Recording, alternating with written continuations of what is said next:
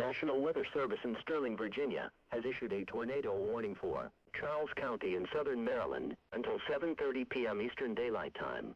At 6:55 p.m., National Weather Service Doppler radar indicated a severe thunderstorm capable of producing a tornado near La Plata, moving east at 50 to 60 miles per hour. A tornado has been reported by trained spotters. Move to a basement or an interior room on the lowest floor of a sturdy building. Avoid windows.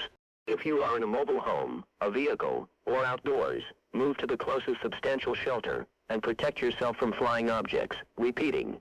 The National Weather Service in Sterling, Virginia, has issued a tornado warning for Charles County in southern Maryland until 7:30 p.m.